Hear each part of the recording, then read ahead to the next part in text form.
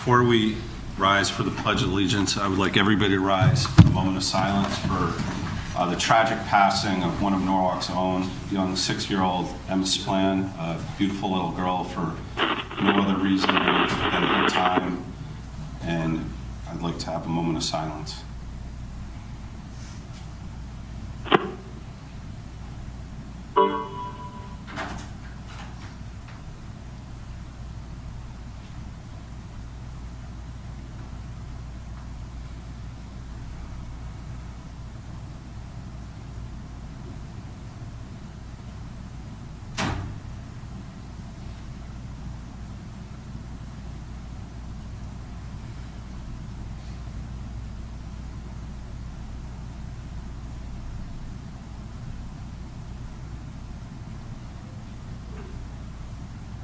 May God rest her soul. Amen. We'll start with the Pledge of Allegiance. I pledge allegiance to the flag of the United States of America and to the republic for which it stands, one nation, under God, indivisible, with liberty and justice for all. Thank you. That brings us to item 3 on our agenda, tonight's spotlight.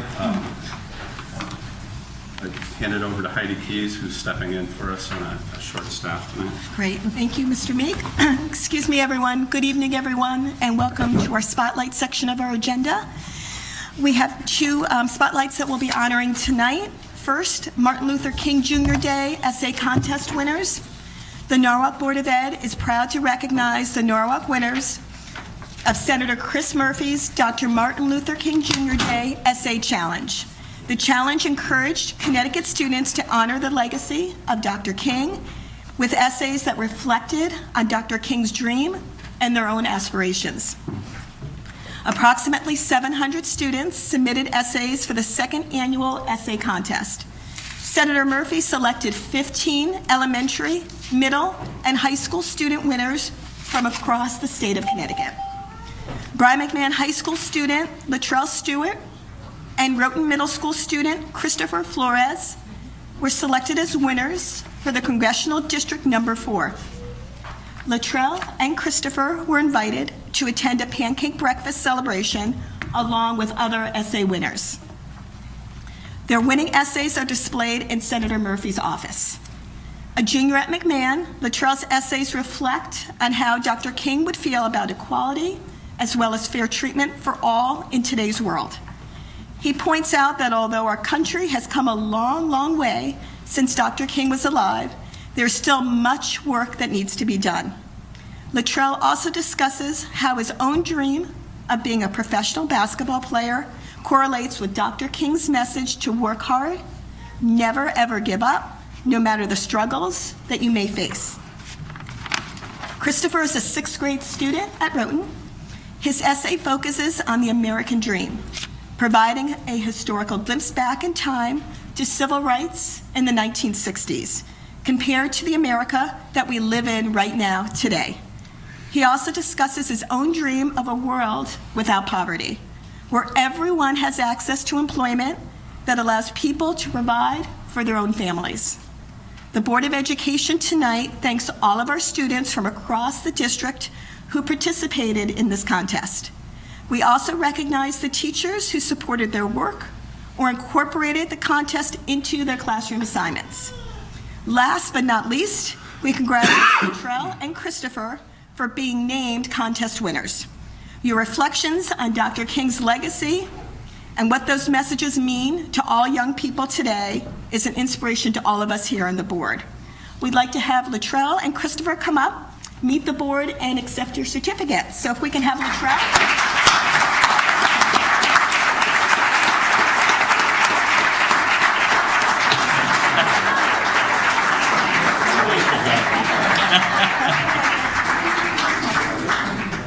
Christopher, congratulations, Christopher. Good job. There you go. Congratulations. Good job, Christopher. Thank you. Christopher, congratulations. Well done, Latrell. Good job. Well done. Thank you. Just follow Luke. Can we give a round of applause again?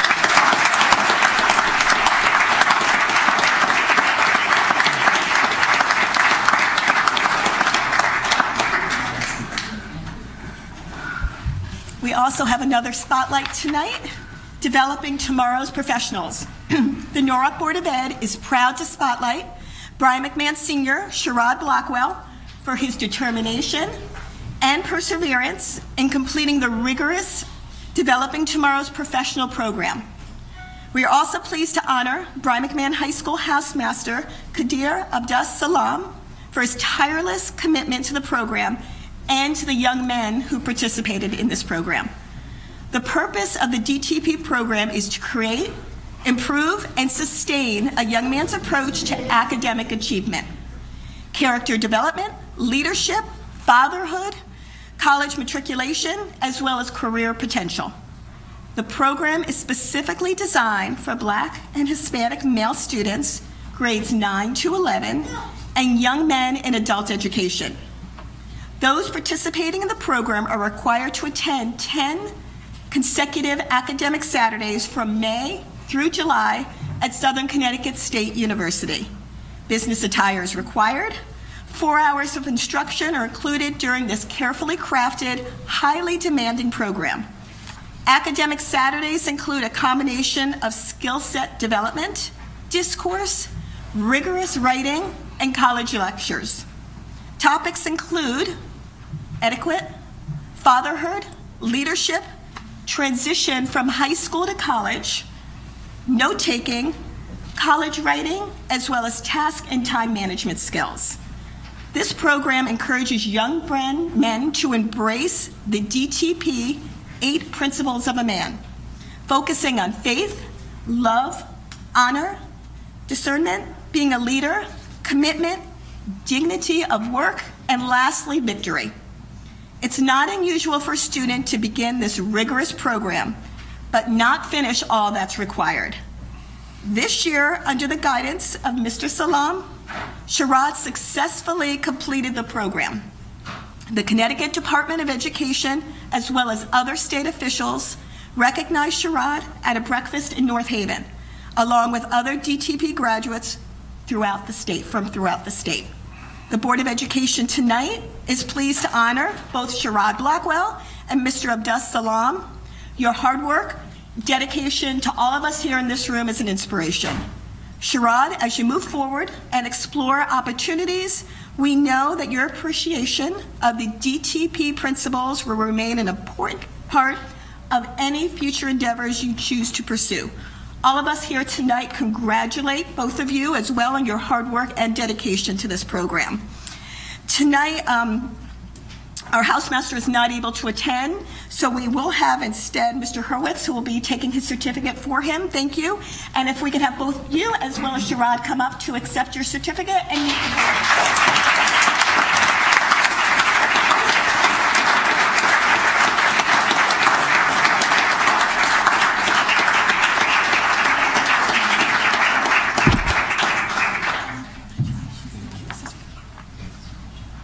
Excellent work, Sherrod. Would you accept this work? Congratulations. Thank you so much. Thanks, Scott. Good work. Appreciate it.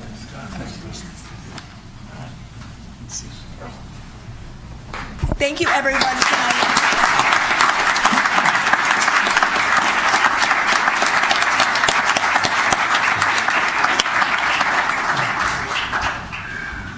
Thank you, Mrs. Keys. Next on our agenda is the public comments section.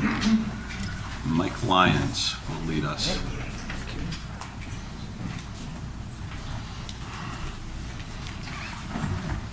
Thank you, Mr. Chairman. We only have one person signed up for public comments. I'm going to call you up just for the record. Please state your name and address. You'll have 3 minutes to address the board. I'll give you a signal when you got about 30 seconds left. And our speaker is Andre D'Annunzio.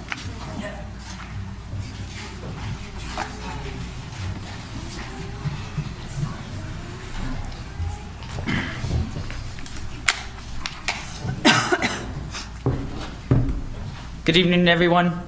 My name is Andre D'Annunzio. As you may know, I attend the 18-21-year-old program at Norwalk High. My topic tonight is school safety.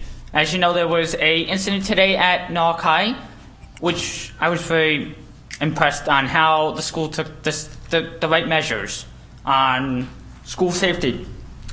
But as you know, the Florida tragedy within the last week, how can the district improve school safety? How can you guys improve your security measures? You guys are already doing a phenomenal job, but how can we meet the needs of everyone and meet the needs of faculty, staff, students, families? You know, safety is number one. I'm not nervous to go to school. I love school. But, you know, many parents are afraid to send their kids to school once an incident occurs because you don't know what is going to happen next and you don't know what security measures are going to be in place next.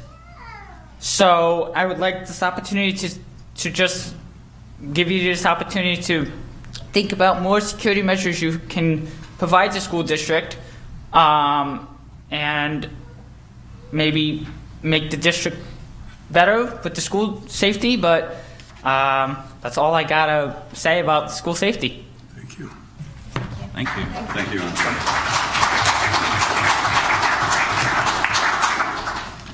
That's our only sign-up tonight, Mr. Chairman. Thank you, Mr. Lyons. I expect in the coming weeks and months, this is a continued topic of interest amongst all of us. We take it very seriously. Clean, safe, healthy buildings are paramount to the foundation for education. I think the situation at Norwalk High was handled commendably today from what I've heard from a lot of accounts. There's always anxious moments. The important thing is to remain vigilant, see something, say something, and also don't live your life in fear. With that, item 5 on our agenda, Superintendent's report. Thank you, Mr. Meek. My report tonight is somewhat lengthy, or lengthier than usual. It's in 3 parts.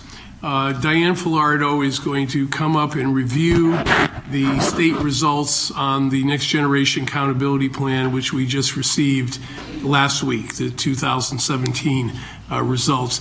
I'm going to provide you with some analysis of that, comparative analysis, and then we are going to recognize 4 schools that have led the way in raising our district up. So Diane, could you please begin?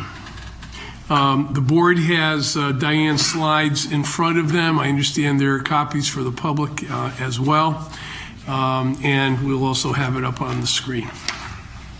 Good evening. Every year, each district and school in the state of Connecticut receives a Next Generation Accountability Report. And this reporting system has been approved by the USED, and it's part of Connecticut's state plan for Every Student Succeeds Act. Now, unlike prior reporting systems, it just doesn't focus on student performance and graduation rates. Rather, it takes into account many other factors that prepare a student for college and career readiness. The first indicator, of course, would be performance, academic achievement. And if you notice, there's an H next to this indicator. The performance index, or the SPI, is calculated for all students that take a math test, a math state test, an ELA state test, or a science test. But in addition, there's another performance index calculated for high-need students.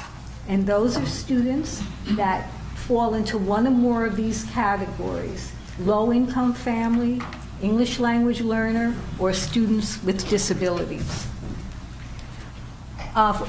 In 2017, this report is for the 2016-17 school year, and for the state tests in 2017, 60% of the students that were tested were high-need students. Indicator 2, academic growth. This applies to matching scores for a student. So it applies to students that were tested in grades 4 through 8. And in year 1, based upon their scale score, a target is determined by the state of Connecticut, established for that student. And then the academic growth, the percent of target achieved for the school in the district is calculated. Again, this is done for all students and for high need.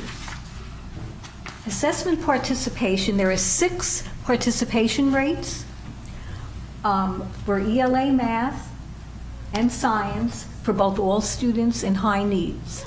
Now, points are usually applied for each one of these indicators, but not for participation. But participation does affect the category that schools are given.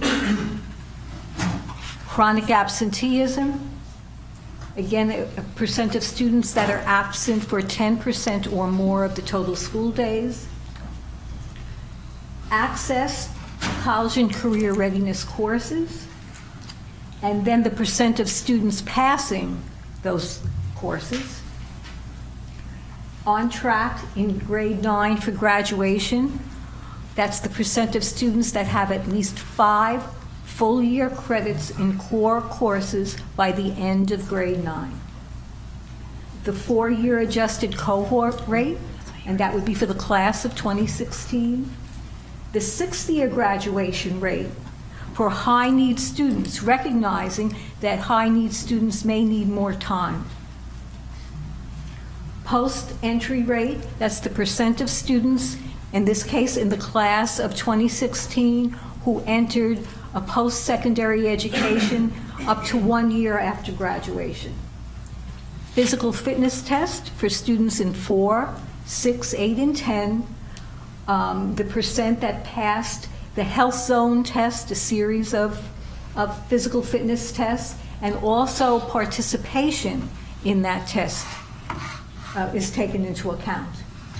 And finally, for high school, arts access. What percent of our students in high school take either a music, drama, dance course?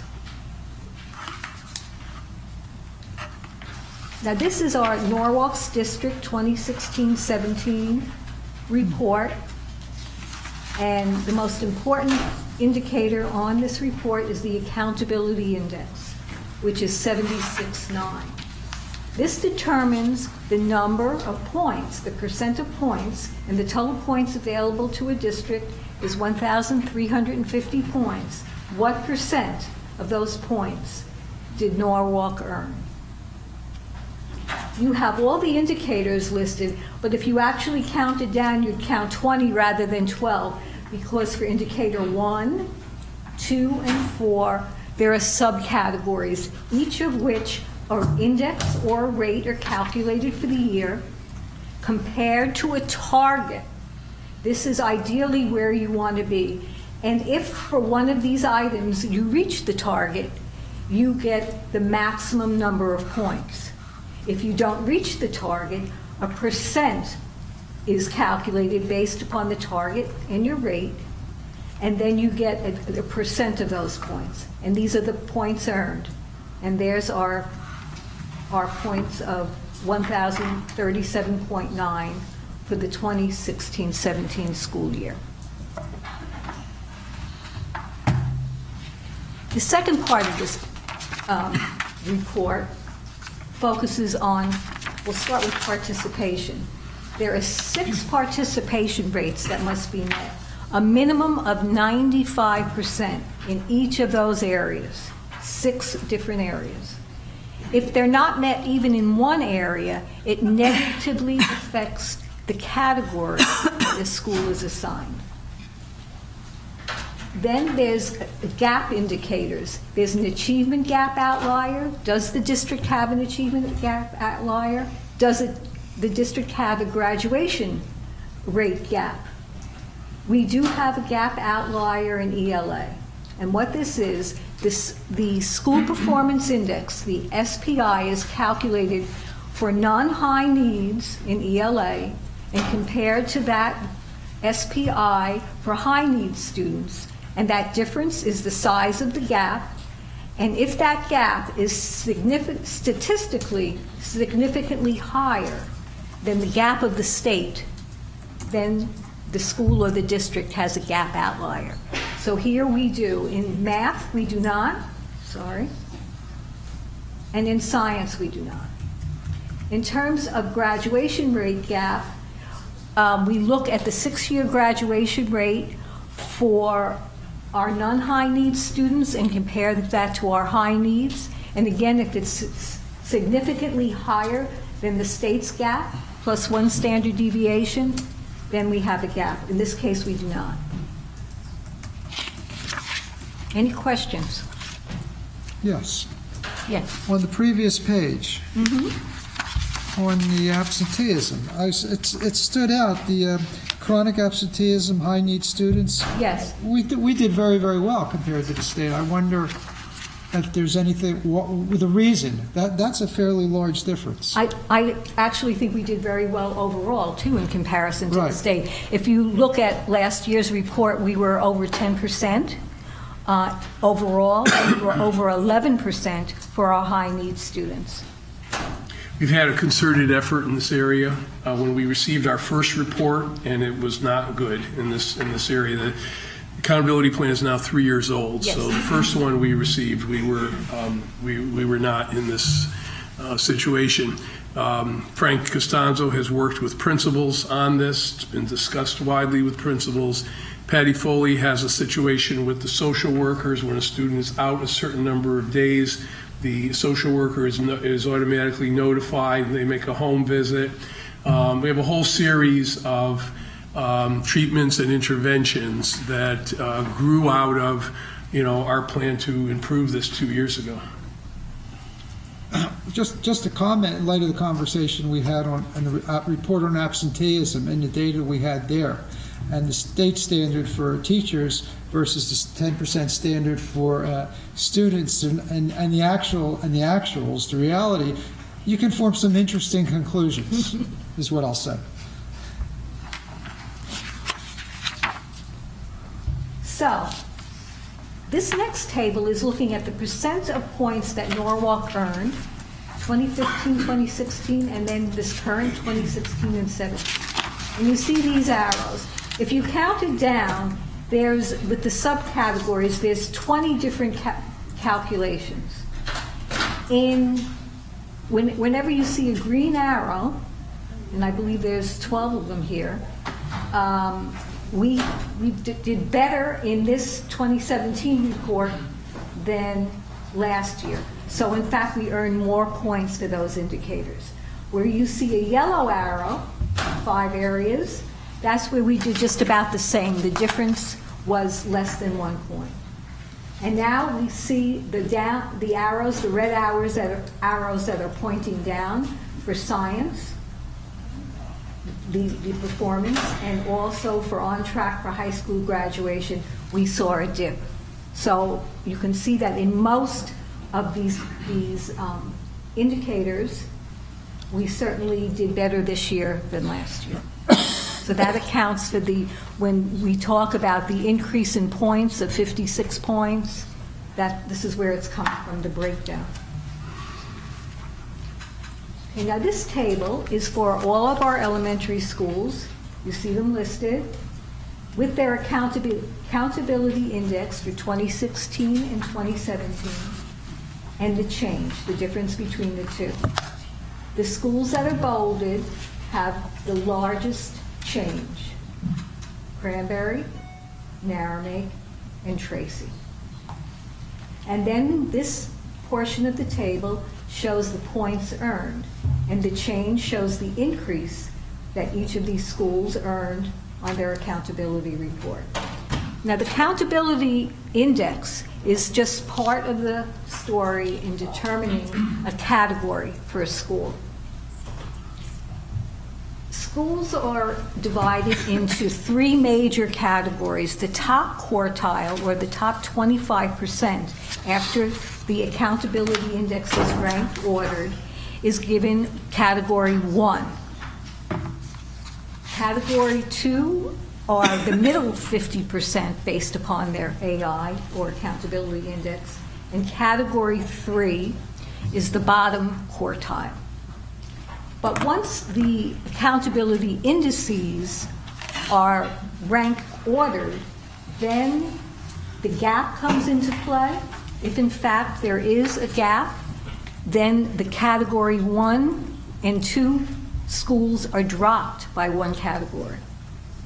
If in fact there's a participation issue, then also the Category 1 and 2 are dropped. But if you see one school, Rowayton, we now have a Category 1 school, and not only is it in the top quartile or the top 25% for AI, but it also is a school of distinction. There's 114 schools in the state, elementary and middle, schools of distinction. And you become a school of distinction three ways, either by performance or by the highest 10% growth for all students, or the highest 10% growth for high-need students. Not only was Rowayton named a school of distinction, but they were one of 25 schools that were cited for both growth for all students and high needs. So they reached that category of school of distinction in two areas. Now, this is just a graphic representation of the accountability index. The blue bars are the indices for each of the elementary schools, the district and the state for 2016, and the black bars are for 2017. And you can see 77.6 is a cutoff to be in Category 1. And you see how close schools are coming to that. And we see Rowayton at the top for 2 years in a row with an accountability index of over 80. This is a similar table for our secondary schools. Each of our middle schools had an increase in their accountability index. The highest increases were at Rowayton and at West Rocks, and these are the points associated with those changes. In terms of category and gap, the 4 schools remained about the same, Category 3 schools or focus school. High schools, there was a big change this year. The Center for Global Studies was their next accountability report was a separate report from Brian McMahon. Prior to that, it was included in Brian McMahon. But here we have our 4 high schools. The largest gain in AI was made by Norwalk High. But we see CGS with a very high accountability index. If it was 87.6, that was the cutoff to be a school of distinction for performance, so it came very close. It is a Category 1 school. Again, we see those same graphs, the state, the district, and we see where each of our middle schools are in terms of their accountability index. We see the large gains made. The same graph for high schools.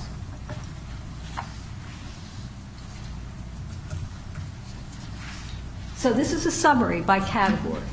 So it's not just the accountability index that determines the category, rank ordering that, but also whether or not the school has a gap or has a participation in any rate in any of those 1-6 areas that are below 95%. So this is a distribution of where our schools are. We see last year we had no schools in Category 1. Now we have 2 schools, one of them being the School of Distinction.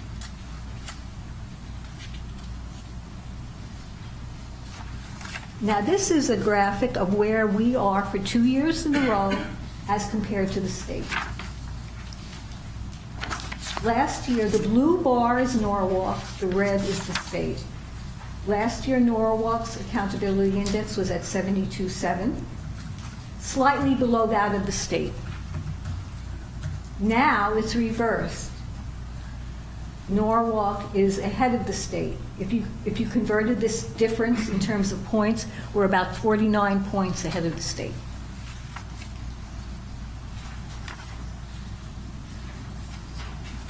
Now we're looking at points earned, the 2 years, Norwalk, state, and the change. Wherever you see blue, those are areas where the points that we earn for the indicator exceeds that of the state. And that's almost right across the board. If you notice, last year, we were considerably lower than the state in terms of growth. And look at this year with a change. In comparison, the state dipped a lot. We made tremendous gains in terms of growth, the gains that students made that were with us for 2 years from one year to the next. We have a list of districts that are in our district reference group H, and we're looking at their accountability index over 2 years and the change. If you just eyeball the changes, you see many negative changes and very small. And here we see Norwalk with an increase of 4.2 percentage points, which equating to points meant an increase of 56.6 points. And you can see the losses in points and the very small gains across the rest of the DIRG. Areas of improvement. We saw that when we looked at the chart with the arrows going down. We saw that science is a concern, a decrease in points. Why? Because the school performance index declined. Also, we improved somewhat in the percent of students passing college and career readiness courses, the benchmarks for the SAT, having a 3 or higher on an AP exam, a 4 or higher on an IB exam, but we're still lagging behind the state. So that also is an area of improvement.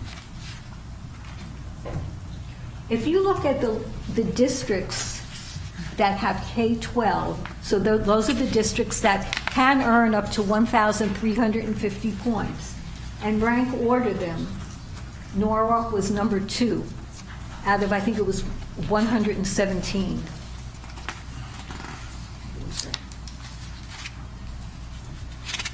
Now this system is changing. When we first looked at our accountability reports for 2014-15, we did not have a measure of growth. And this is evolving all the time.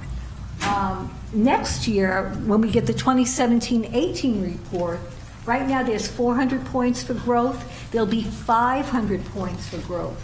There'll be an additional 100 points that will be for growth based upon lost links, the lost links testing for EL students in grades K through 12. Also in 2017-18, there'll be no performance index for science because we are doing a next generation science standard field test.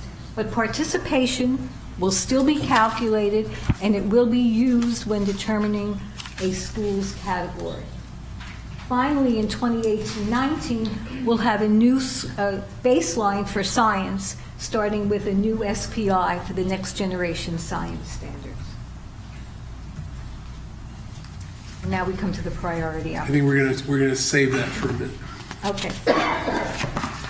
All right, let me provide you, thank you, Diane, and I just want to note to the board, I don't think any district could have a more competent data person than Diane Filardo.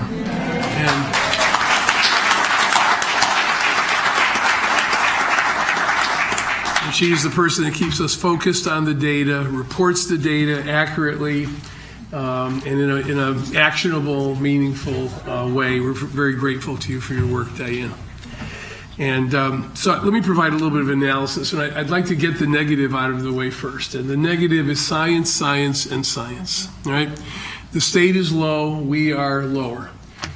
We will have a reprieve next year of 1 year as the state shifts to the new test that measures the next generation science standards. Previously, we've been using the CMT that measured the old state science standard.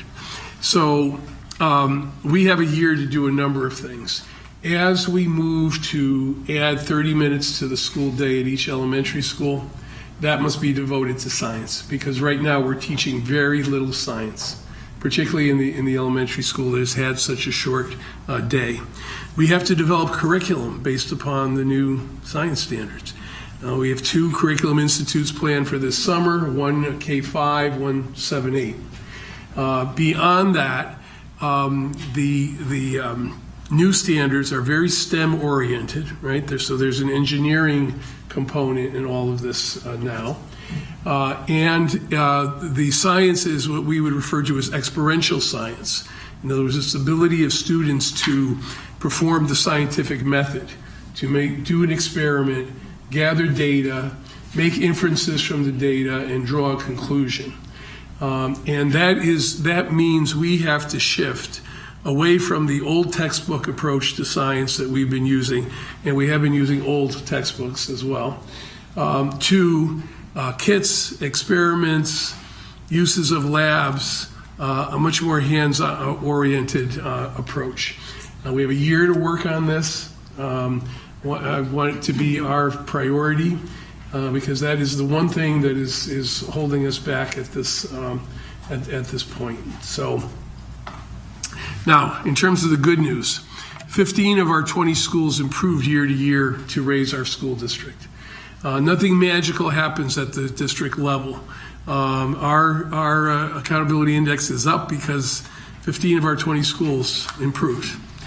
Our accountability index rose, as Diane said, from 72.7% to 76.9%, an increase of 4.2%. Our accountability index score of 76.9% exceeds the state of Connecticut accountability index score of 73.2 and closes another gap between Norwalk and the state. So this is our second gap closure, the first being the high school graduation rate. The 4.2% increase required a gain of 56.6 points. This 56-point increase brought us to first place in our district reference group. These are the districts that are like us socioeconomically, ahead of Stanford, which increased by 15.8 points. All the other districts in the reference group of similar districts socioeconomically declined. And the state accountability plan, this is our third year of it, right? So our first year, which was 14-15, Norwalk was in third place behind Danbury. Our second year, 15-16, we were tied with Danbury for second place, and Stanford was in first place. And this year, which represents 16-17, we are in first place. And I think that hopefully does a lot to build confidence in our ability to compete in Fairfield County. Our increase, in addition to being the highest in our reference group, was the highest gain of the state's 21 cities, including the 7 largest cities in the state, of which we are 6th. Norwalk's gain was second greatest in the state of Connecticut, behind the 1,000-student East Hampton School District, which grew 1 more point than we did. So let's review the high points of how schools did by level. At the high school level, this was the first year that the Center for Global Studies was treated as a separate school. You may recall last year we had a problem with CGS's funding. The state wanted to cut the funding in half because they viewed it as a program within a larger school. The solution was CGS had to be considered as a separate school, have its own school number, its own data, and so on. And we did that. CGS is in category 1 at 87.2%. We're not honoring it tonight because this is its baseline data, and we don't know if it's improved or not. As was pointed out, it's not a school distinction because it just fell short of being in the top percent of high schools statewide. Brian McMahon did not suffer the loss we expected as part of CGS's coming out, and in fact made a gain of 11.5 points. Norwalk High School made a very healthy gain of 42.7 points. And as a result, the scores of the 2 high schools are now virtually identical in achievement. At the middle school level, all 4 schools improved with Rowton leading the pack with a gain of 55.6 and closest to the district gain.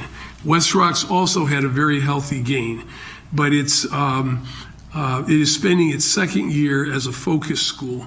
This is a 2-year designation or a 2-year sentence by the state, and we hope that, and it's as a result of having a large gap outlier. We hope that West Rocks will move at least into Category 3 next year after resolving that. At the elementary level, the improvement stars were Cranberry, Narragansett, and Tracy. Narragansett, once a low-performing school, had the greatest gain last year at 45 points. You may remember that. When you have a gain that large, you worry about regression toward the mean and losing ground the following year. Now, had they lost 8 or 9 points, they still would have had a 40-point gain over 2 years or 20 points per year. It's pretty good. But Narragansett increased another 46.8 points this year. Were it not for its gap outlier in science, it would be in Category 2, and that's what we would expect next year. Cranberry had the largest gain of any elementary school at 59.8. It's a remarkable number. Its index score of 77.6 would qualify it for Category 1, except for the gap outlier, again, in science. It stands as an example of the kind of growth that a school can make. Tracy School had a gain of 35.1 and no gaps, which qualifies it to be the first Norwalk school to advance categories. It is now in Category 2. There is a history to Tracy, as many of our board members know. Its stereotype historically was that of a low-performing school. When the last iteration of district lines were drawn in 1990, they were drawn, the line between Tracy and Silvermine was drawn almost up to the back door of Tracy, so that fewer people had to go there. That stereotype, hopefully, has been broken, and it's a thing of the past now. Tracy in Category 2, along with our highest performing schools, and in combination with their work in character education, this is a new school, and a school that I hope that parents will flock to. Last but certainly not least, Rowayton School is Norwalk's first state of Connecticut school of distinction. To be a school of distinction, a school has to have an index score that qualifies it for Category 1, have no gap outliers, and be comparatively in the top 10% of elementary schools in the state. Now, you remember last year, Rowayton would have qualified for Category 1, except that it had a gap outlier. Gaps have been closed at Rowayton. And before any of the cynics say, well, of course, Rowayton is our highest income school, I wanted to clarify this with some facts on the Rowayton enrollment. Rowayton has 463 students, K-5. 209, or 45%, are high-need students. These are students in special education, English language learners, and students receiving free lunch, which is the proxy for lower income. And they have no gap as a result of attending Rowayton School.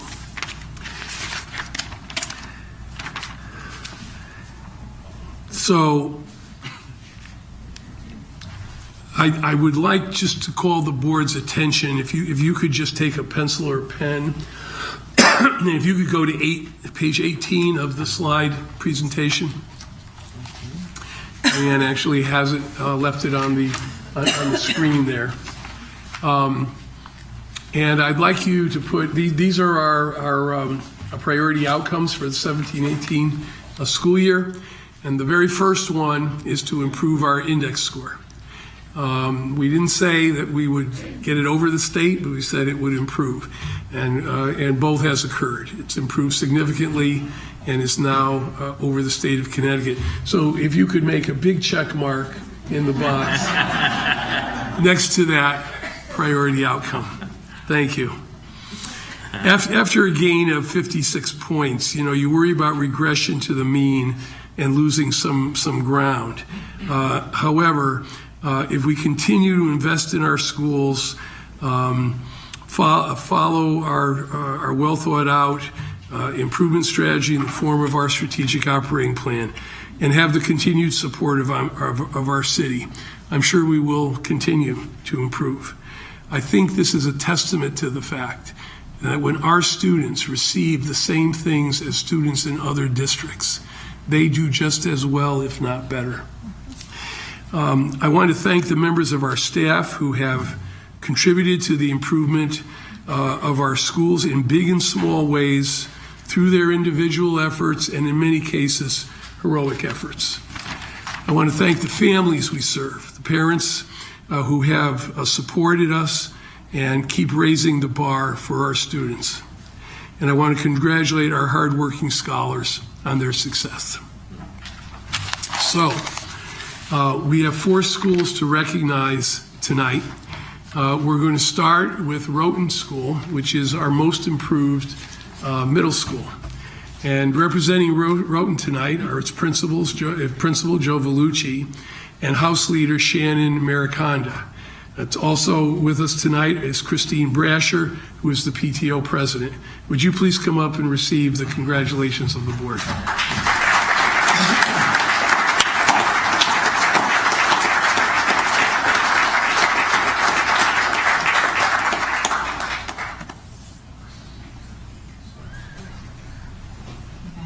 Thank you very much.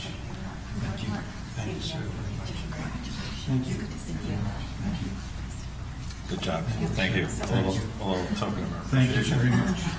Thank you. Good job. Well done. Christine couldn't make it. Christine Rusher. So. Thank you. Congratulations. Well done. Thank you very much, sir. Congratulations. Thank you. Good job. So, second school to be recognized is our most improved elementary school, Cranberry School. Cranberry tonight is represented by its principal, Kristen Goldstein, Sandra Ellers, the CSID, and several teachers, John Turchik, Anna Rukavina, Mary Quattro, thank you, Gina Ferraro, and Casey Anderson. Could you please come up and receive congratulations?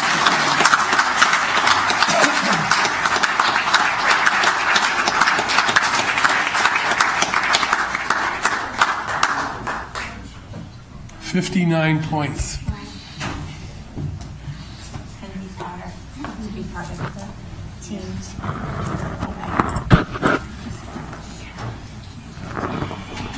Congratulations. Congratulations.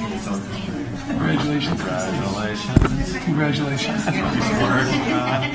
Congratulations. Thank you. Congratulations. Congratulations. Congratulations. Good work. Thank you.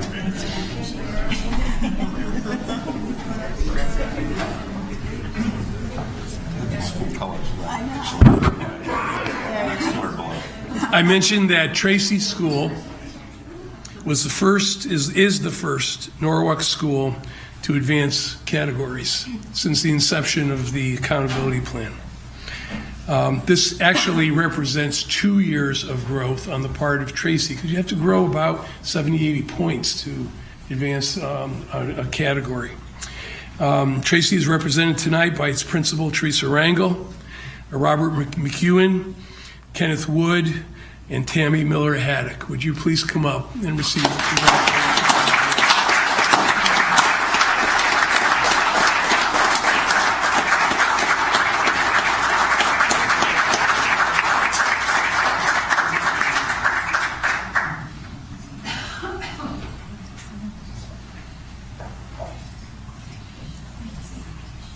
Good job.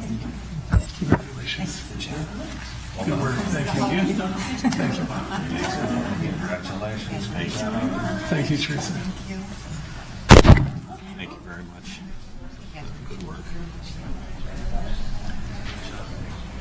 And our final honor tonight is reserved for Norwalk's first Connecticut State School of Distinction, Rowayton School. No gaps, highest performance, top 10% in the state. It doesn't get better than that for a child who is attending an elementary school. Rowayton tonight is represented by Joe Rodriguez, its principal, Rob Pennington, the CSID, teachers Tina Saunders and Melissa Petropoulos. Now we have some parents and students here from Rowayton tonight also. Michael and Tracy Moon are with us with their son Aiden. Megan Douglas Warren with her sons Griffin and Ben Warren, and she is the SGC co-chair at Rowayton.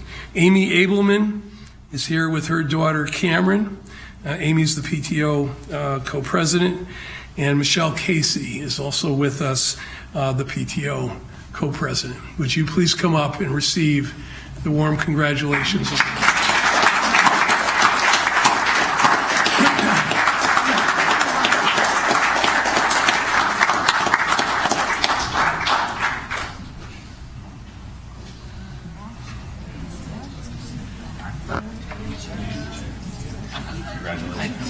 Thank you.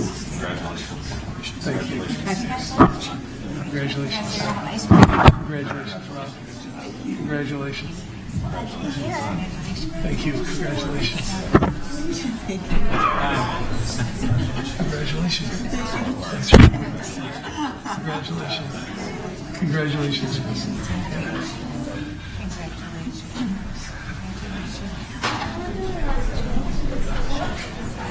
And that concludes my report tonight.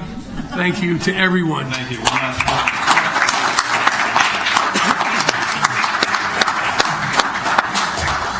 don't want to do a quick victory lap around the chambers? Thank you, Dr. Adamowski. That brings us to item 6 on our agenda, the action items tonight. The first item on that section is the consent calendar. It includes items 2A, approval of personnel, 2B, approval of budget transfers, 2C, approval of trips. The first is McMahon High School to Dayton, Ohio for the Winter Guard WGI Championships. Second, the CGS trip to Queens for a service study tour. And third, Ponus Ridge to Tokyo, Japan for the Kiyoi Middle School study tour.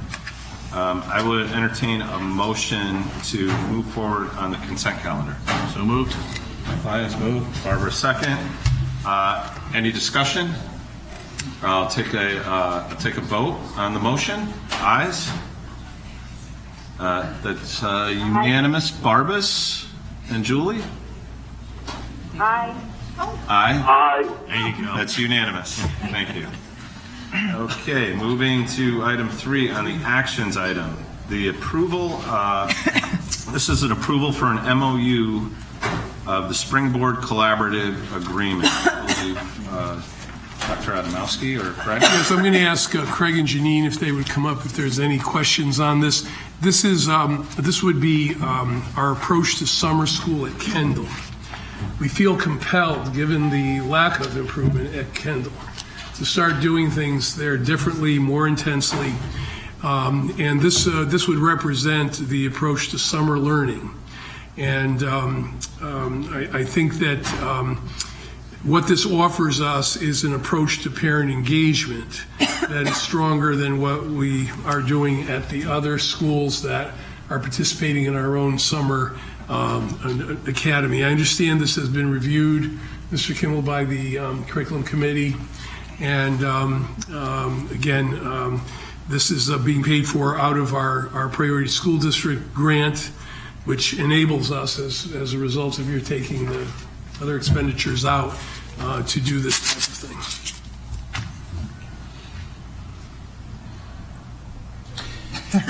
Silence.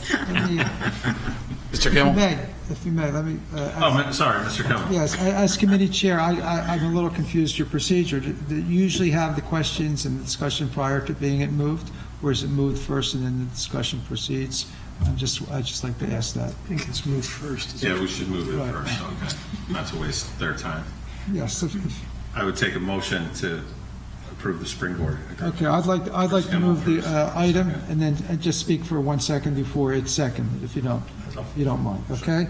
Resolved upon the recommendation of the superintendent of schools that the Board of Education approves the Springboard Collaborative Memorandum of Understanding. We spent a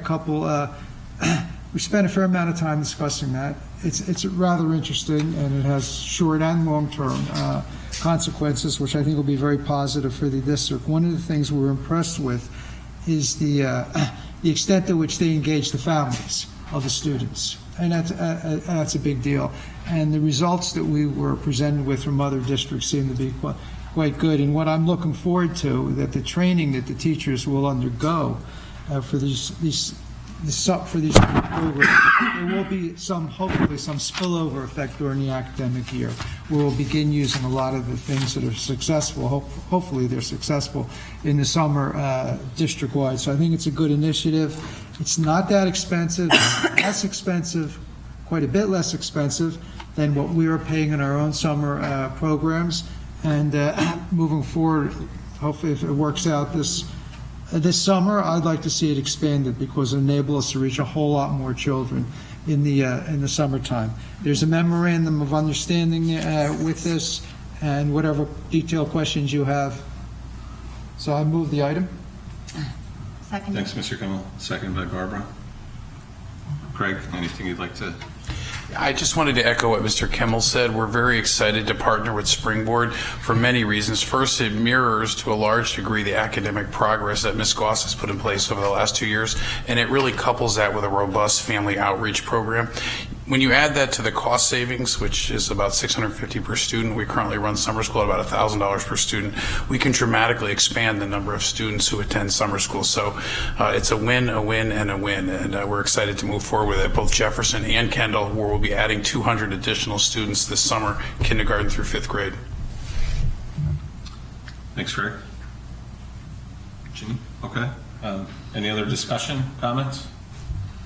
Okay, if there's no other discussion or comments, I'll entertain a vote to approve. And Julie and Mike Barbas? Yes. Okay. Julie? Okay, the motion passes 7. Okay, motion passes 8-0. Thank you. Okay, next item on the agenda is item 8, information and reports. The first item is Title IX policy. I don't know. Is that I'll start it. wants to talk Yeah, about that? absolutely. Thank you. This was a policy that we started back, I believe in September, back and forth between the policy committee, working also very closely with Anthony Shannon, and Sharice is here tonight. Thank you. I might have you come to the podium in a little bit, actually, Anthony, you're there, so that works. I think we also had a very all-inclusive process of really including the students from the Youth Leadership Program at Brian McMahon High School under the guidance of Bob Casienda.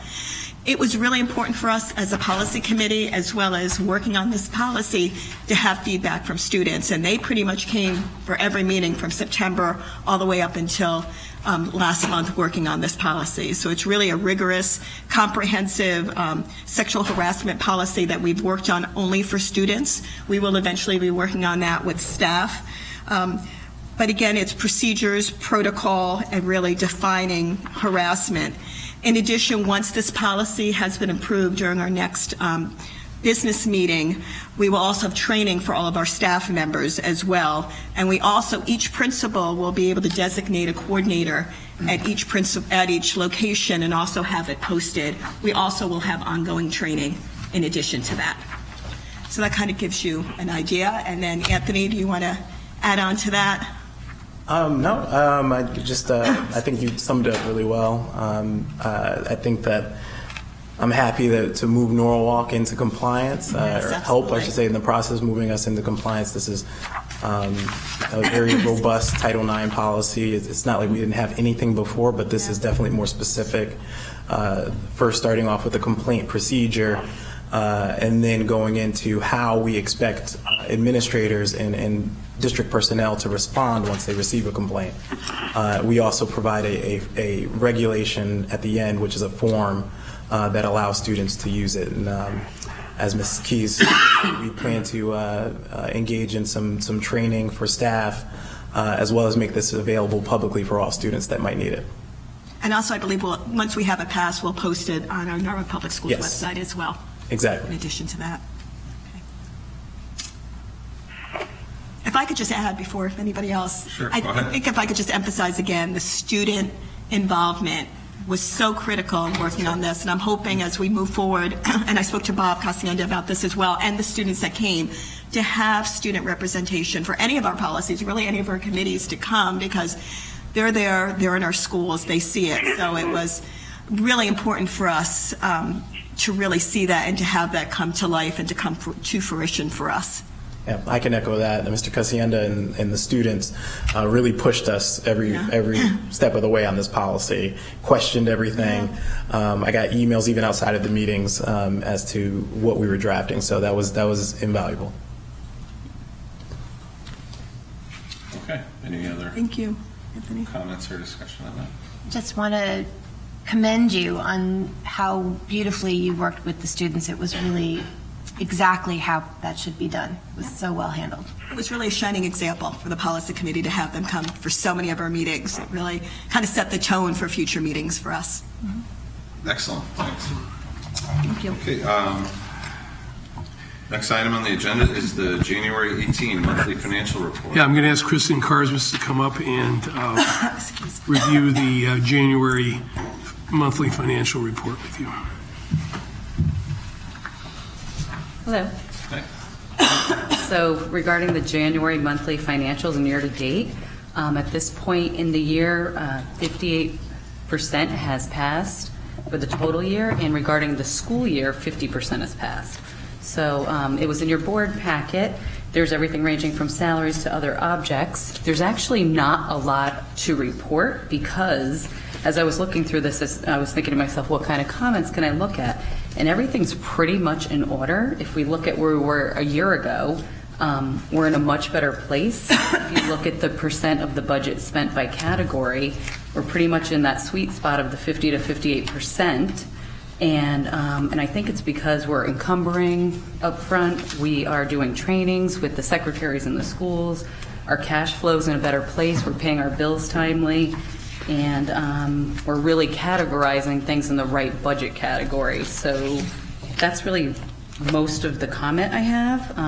And then one other thing I wanted to mention was, for Brian especially, he likes to hear this number, the year-to-date versus last year on the sub-budget we're under by $321,000. So we know we're making improvements there, even more to come.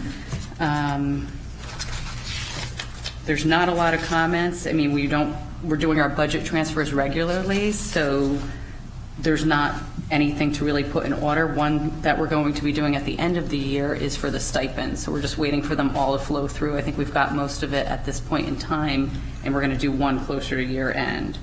We're pretty much on target for salaries. Benefits look like they're up $1 million versus this time last year, and that's just because Fred, the comptroller, has charged out $12 million, which is 50%, so we're right on target there. And in the 500 series, that includes transportation, which we pay that up front in order to receive our discount. So really, overall, we're in a good place. Does anyone have any questions? Thanks, Chris. I would just point out, one of the things we did as a board and the finance team is doing is the budget transfers tonight are just, they weren't really moving it too far, but just getting it in a better category. And this improves our analytics and understanding what we're doing overall. So I commend all those improvements. Obviously, we can't control what the city does in terms of billing us for benefits. So as long as they're on this cash basis, so shall we be. But thank you, Kristen. Thank you. Okay, that brings us to the next item, are the committee and representative reports. I will start on the left-hand side here. Committee reports, Bruce? Yeah, earlier this evening in the committee and instruction, the committee met, and two items we discussed. One is a new program, which is quite fascinating for me because in the 21st century, it's something every district should have in place, and I think we're ahead of a lot of other towns with the Seal of Biliteracy program, where you can actually, on your diploma, there will be a seal indicating that you are not just bilingual or multilingual, that you are actually biliterate. You are capable of handling reading, writing, whatever it takes to handle multiple languages, and that is quite an important skill in this country at this time. So I think it's a great initiative. We're concerned that we know it's being implemented for the first time, kind of like in a interesting way, but going forward, we want to make sure that we have the supports in place beginning in middle school to ensure that the students, when they do in fact get into high school, they have the options to the proper options enable them to get this what the state calls a seal of biliteracy.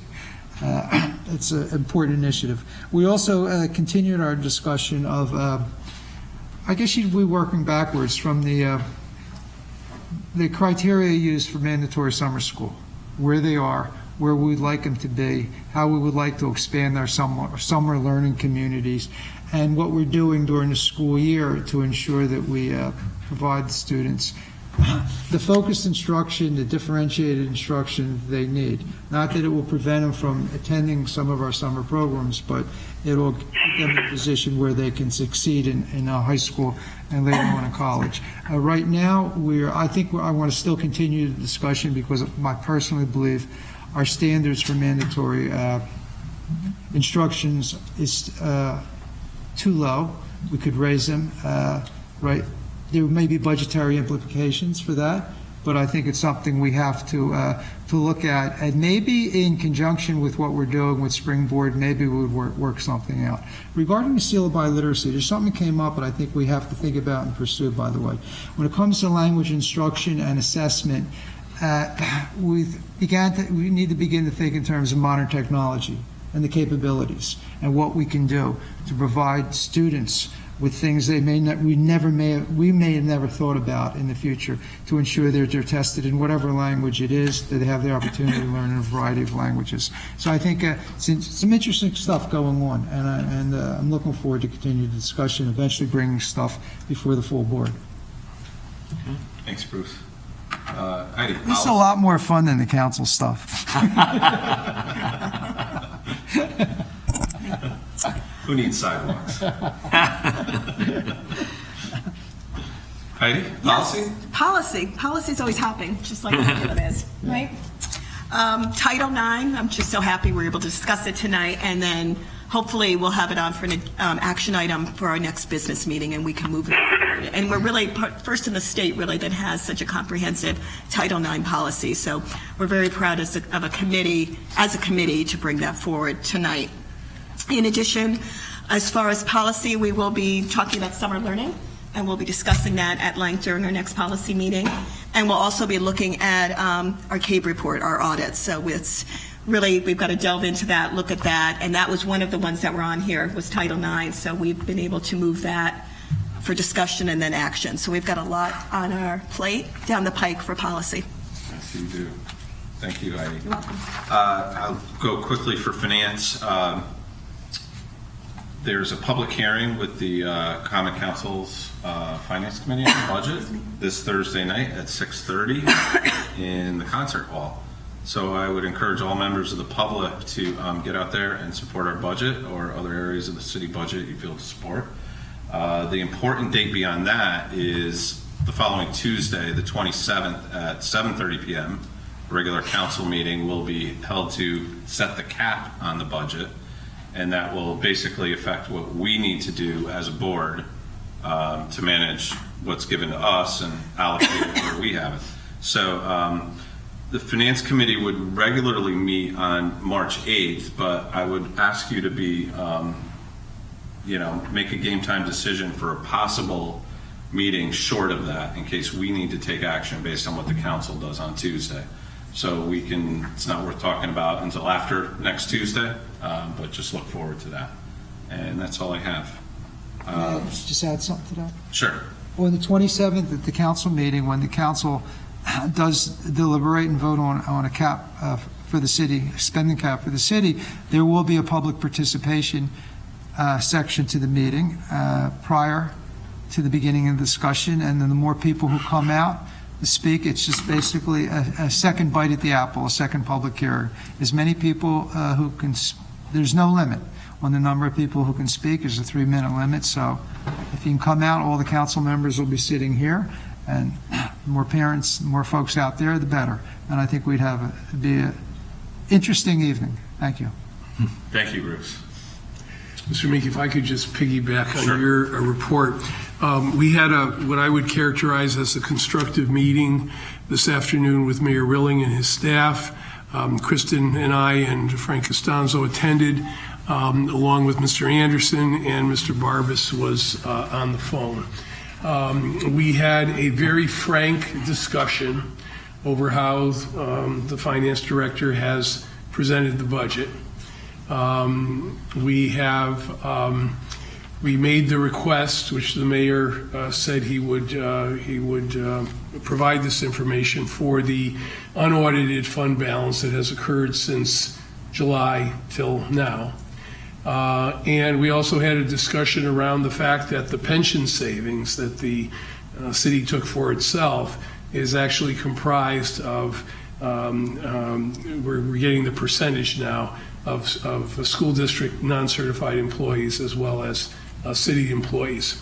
We had 2 proposals that were put forth for joint study. One was made by me, the other was made by Alicia King. Both of them, I think, have promise, at least in terms of treating the school district better than the budget director recommendation. It is unlikely that any of those recommendations are going to be presented to the mayor. It is unlikely that the recommendations will be finished and the mayor make a decision before Thursday. But we're all cognizant of the fact that this has to be done before next Tuesday night.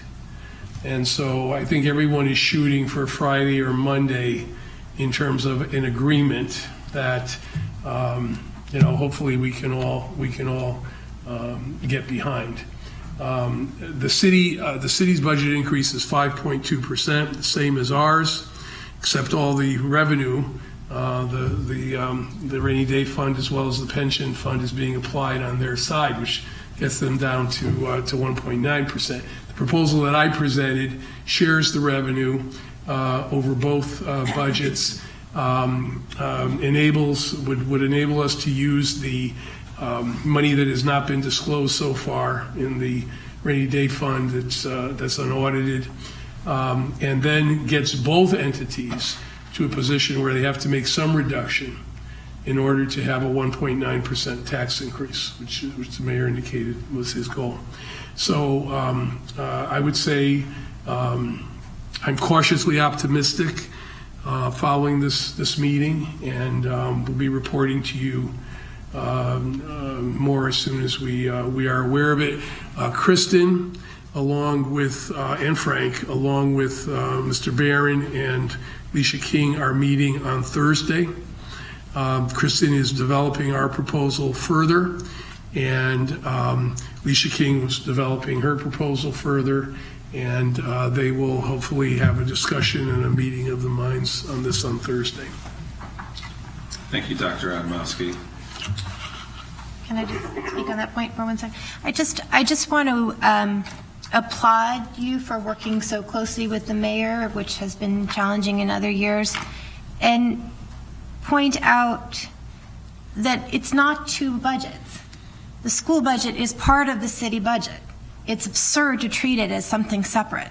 So I'm very heartened to hear that we're looking at it from that lens. Well, that was a theme today, so I thank you for mentioning that.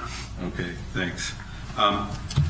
Moving left to right here, we have Mr. Barbas on facilities. Do you want to skip, Mike? I will say we may have a meeting Monday night that's still up in the air. Okay. We are planning to have a meeting. We are going to have a meeting next Monday. Okay. All right. Why don't you want to leave your update at that, or okay, Mike, feel better. Yeah, I think we're just going to go over the details on kind of where all our various projects are. There was a meeting tonight trying to sort out, the city at this point doesn't want to fund putting new turf at Newark High School. And there are some people on the city side who are saying, why should we be repainting the building if you've got this safety issue? I'm out sick, so I don't know how that meeting today took place. But the facilities committee is going to cover all sorts of different things that are happening. It will be more update than anything, earth-shattering. Okay, thanks a lot for that, Mike. So, Mr. Lyons, negotiations and personnel. Yeah, we have 7 unions. We have now completed our negotiations with the last one, food service workers. We reached an agreement with them. We're at the moment waiting for the union to vote on the contract, and after that vote has been completed, in the next week or two, I guess, we'll bring that agreement to the full board, and that completes the whole package. All the union agreements are now in place. Excellent, thanks. Okay, board member announcements. We'll start this side. Sarah. I have no announcements. Okay, thank you. I got back from France and my head is still turning. That qualifies. Thank you. Thanks, Sarah. Good. Mr. Lyons. I'm good. Heidi? I'm good. Mr. Kimmel? The only thing that I'm participating in right now is the Collective Education Services is launching its search for a new executive director. So I'm monitoring that.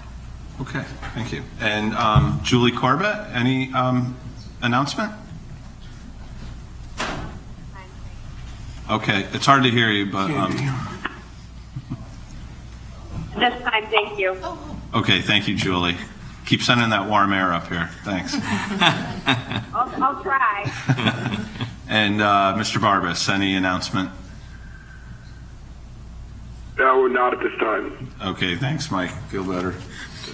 Okay, moving on to the last item on our agenda is approval of 2 sets of minutes. I believe I'm going to entertain each of these separately. So first is the set of minutes from January 9th, 2018.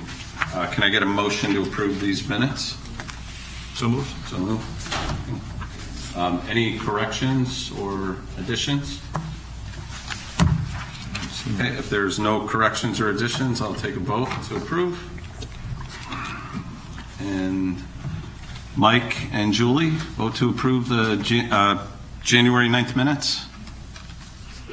Sure. Yep. That's unanimous. Thank you.